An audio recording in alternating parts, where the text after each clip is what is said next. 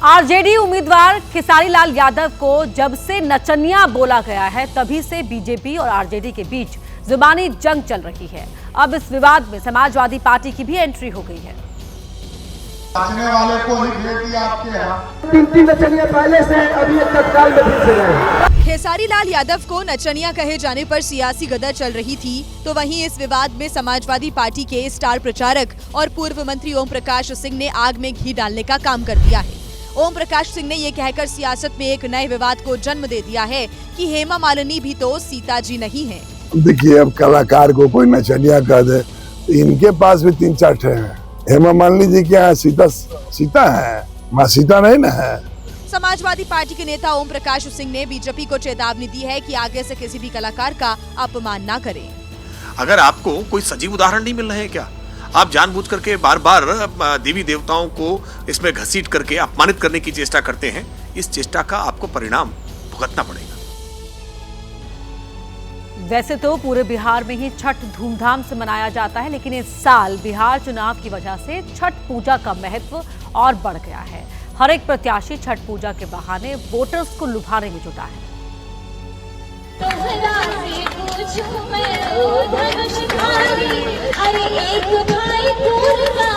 जो प्रत्याशी गाना गा सकता है वो छठ के गीत गाकर बिहार के लोगों को लुभा रहा है। छठी मैया के गीत गाकर दरभंगा की अलीनगर सीट से चुनाव लड़ रही मैथिली अपने विरोधियों को चुनौती दे रही है और अपनी लोकप्रियता भुनाने में जुटी है।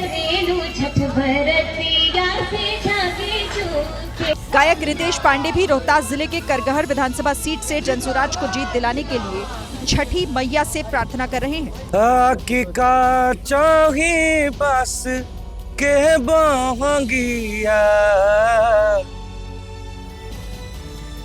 बिहार चुनाव में ताल ठोक रहा हर एक प्रत्याशी छठी मैया से जीत की कामना कर रहा है। जो प्रत्याशी मैथिली ठाकुर की तरह गीत नहीं गा सकते, वो अपने कैंपेन में छठी मैया का गुणगान कर रहे हैं और छठ पूजा की शुभकामनाएं देकर उम्मीद कर रहे हैं कि छठी मैया ने चाहा तो जीत पक्की होगी।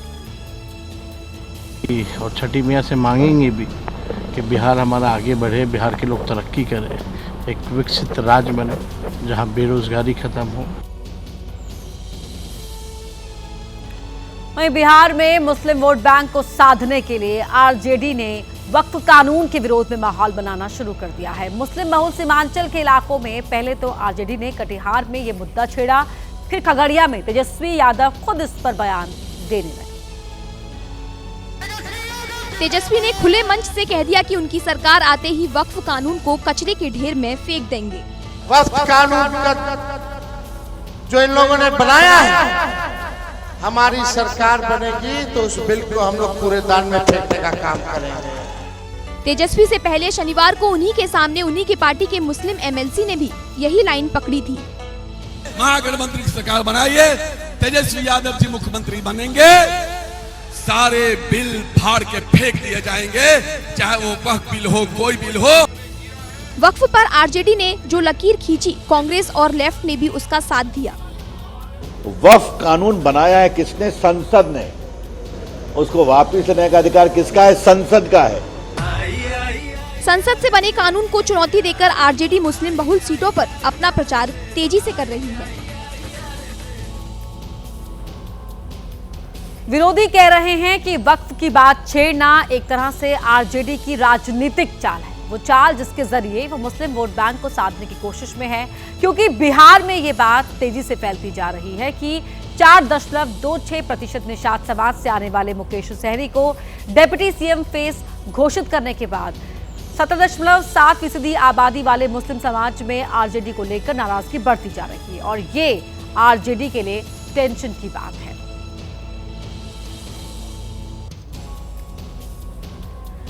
एक घोड़े की कीमत कितनी हो सकती है? आप कहेंगे हजारों में, लाखों में, लेकिन आज हम आपको एक ऐसे घोड़े से मिलवा रहे हैं जिसकी कीमत पहुंच गई है 16 करोड़। जी हां, सही सुना है आप।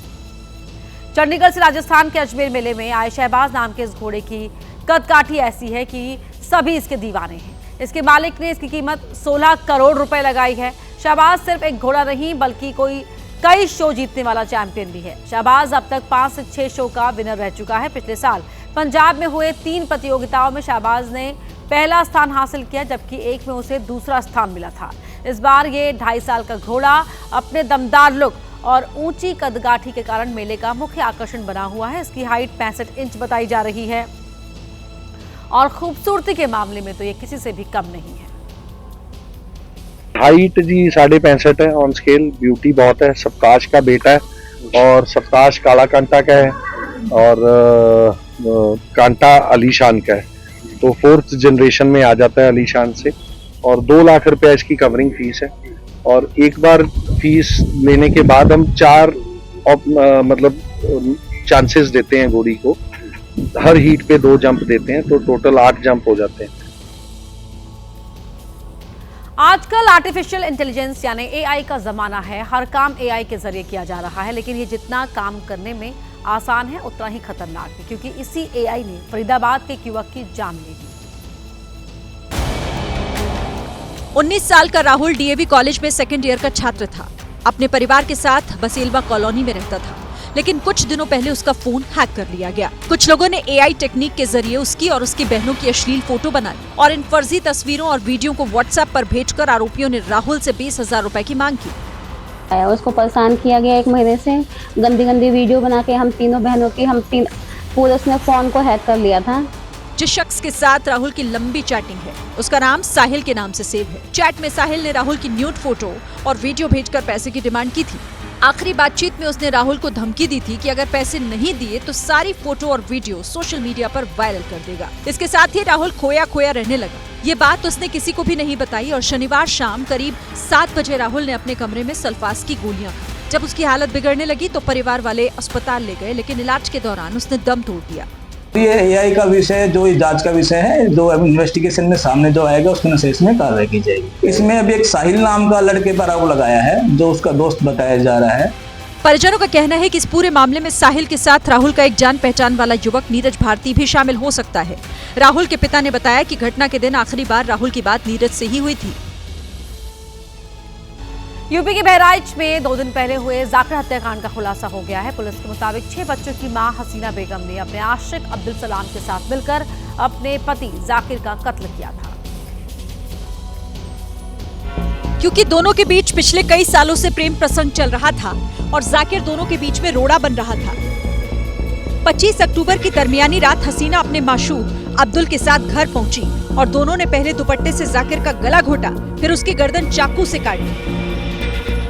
वारदात को अंजाम देने के बाद दोनों ने शव को दरवाजे के बाहर ही रख दिया।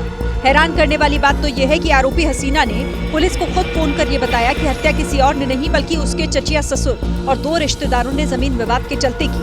मृतक की पत्नी का उसी गांव के उसके पड़ोस में रहने वाले एक 20 वर्षीय अब्दुल सलाम उर्फ पिद्दी से लगभग 2 वर्ष से प्रेम प्रसंग चल रहा था। इस बात की जानकारी जब मृतक को हुई तो वह दोनों के बीच में बाधक बन रहा था। फिलहाल पुलिस ने दोनों को गिरफ्तार कर लिया है और हत्या में शामिल चाकू, खून से सने कपड़े और मोबाइल फोन बरामद कर लिए हैं। अब दोनों सलाखों के पीछे हैं।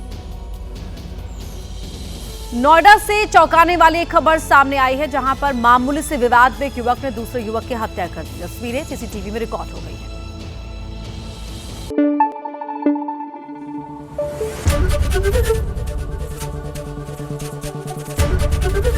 एबीपी न्यूज आपको रखे आगे।